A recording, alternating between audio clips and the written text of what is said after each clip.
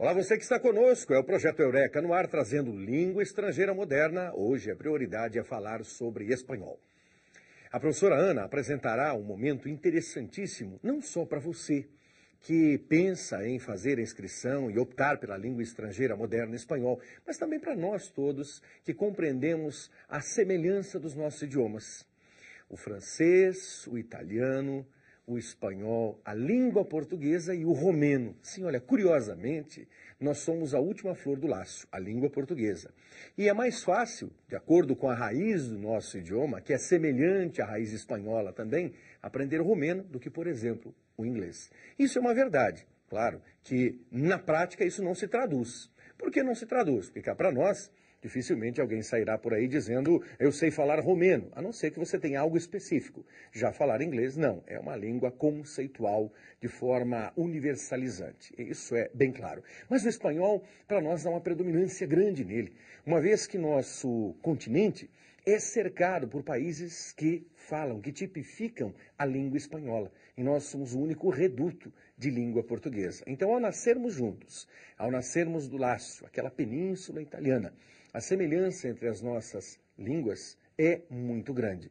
Entender o espanhol vale a pena para contextualizar a própria compreensão do idioma nascente da língua portuguesa. E aí vamos a outro detalhe. Ao conhecer espanhol, você poderá ter o privilégio também, por exemplo, de ler Dom Quixote, através do original de Miguel de Cervantes. Isso é preciosíssimo.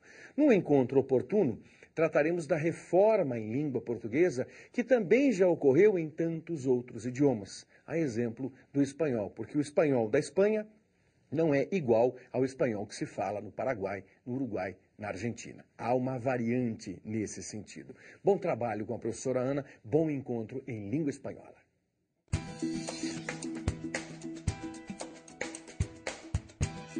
Olá, tudo bem?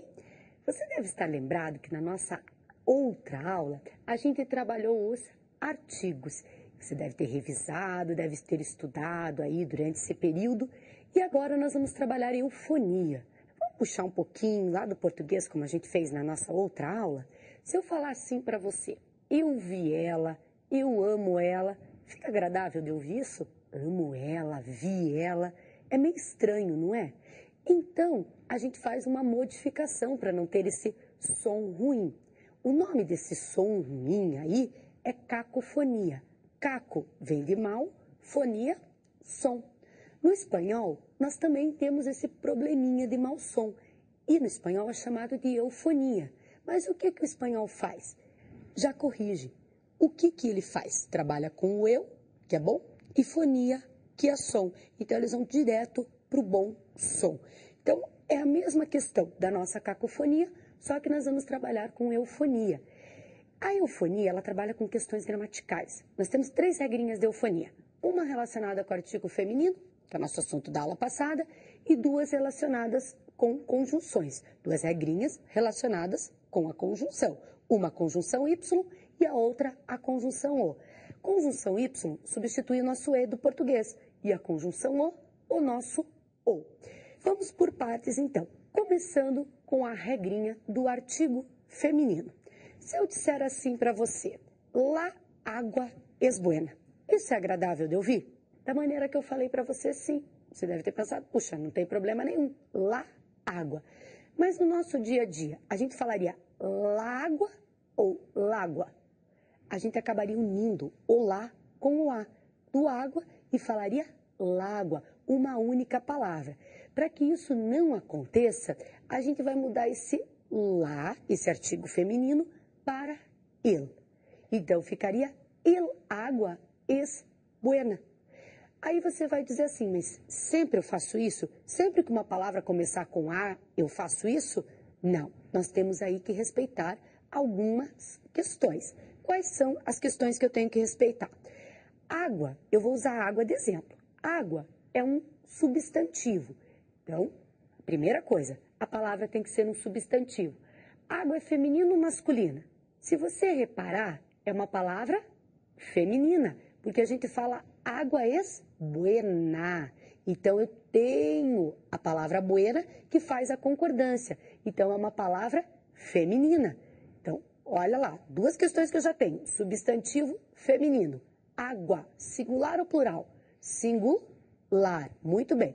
Então, quando você tiver um substantivo feminino singular, e o detalhe muito importante, essa primeira sílaba da palavra, ela tem que ser um A ou um HA tônico.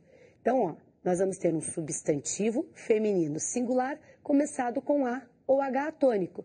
Me diz, ou pensa aí, qual é a sílaba tônica de água? Muito bem, é o água. Vou te dar outra palavra, hambre.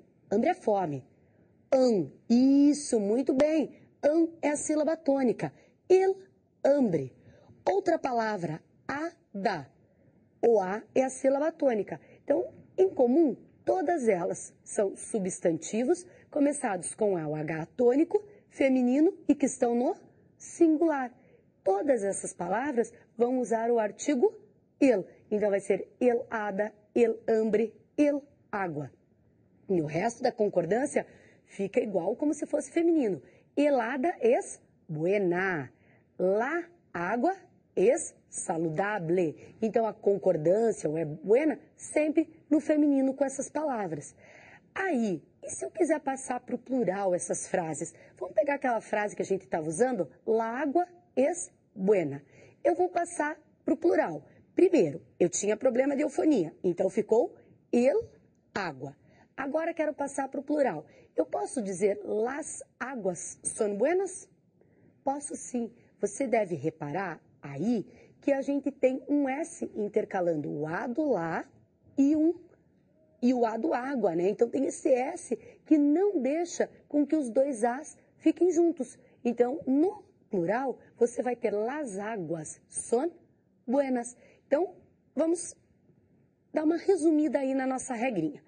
Primeiro lugar, quando eu tiver um substantivo começado com A, o H tônico, feminino singular, na frente dele eu vou usar o artigo el. Muito bem.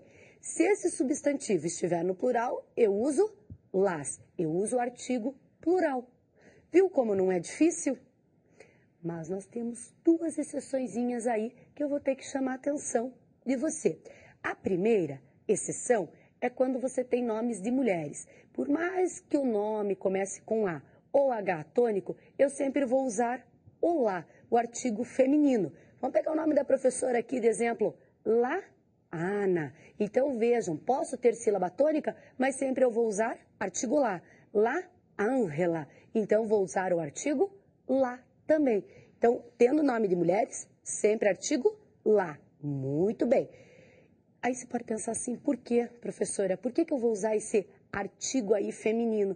Ficaria estranho eu dizer, o Ângela veio aqui ontem, ou Ana veio aqui ontem. Então, é um artigo feminino que eu devo usar. Segunda exceção. Quando você tiver nomes de cidades, nomes de países. Haia. Haia é uma cidade da Holanda. Então, eu vou dizer La Haia, sempre com o artigo feminino. Então, nossas duas exceçõezinhas da eufonia do artigo feminino, elas se referem a nomes de mulheres, nomes próprios femininos, e nomes de cidades, países. Viu como não é difícil? Isso é muito tranquilo da gente trabalhar? Próxima situação que a gente tem de eufonia vai ser a conjunção O. A conjunção O substitui o nosso O. Então, se eu disser assim, 7 ou 8 pessoas vieram aqui ontem. Então, veja, eu tenho os dois numerais unidos por essa conjunção O. Quando a sequência é primeiro o numeral 8 e depois o 7, eu digo 7 ou 8. Agora, se eu invertesse isso e dissesse 7 ou 8, fica agradável de ouvir isso? Não, vejam que eu tenho dois Os juntos. Então, eu tenho que dizer 7 ou 8. Então, veja, quando a palavra seguinte começar com O ou HO, nós vamos mudar aquela conjunçãozinha O que eu tinha para U. É muito simples. Eu tenho que olhar a grafia da palavra que vem na sequência. Se ela começou com O ou HO, a conjunção passa a ser U. Se ela não tem nenhuma dessas letras, ela continua sendo O. Não é muito fácil? Então, eu tenho que olhar grafia. O ou HO, eu uso U. Então, ficaria 7 u 8 personas. Agora, qualquer outra letra, eu utilizo o normalmente. Não é tranquilo? Só vou dizer mais um detalhezinho. Você deve estar pensando, lá vem ela com a exceção. Não, não é exceção, não. Quando esses números vierem em forma de algarismo, 8, 7, você vai colocar o O entre eles e acentuado.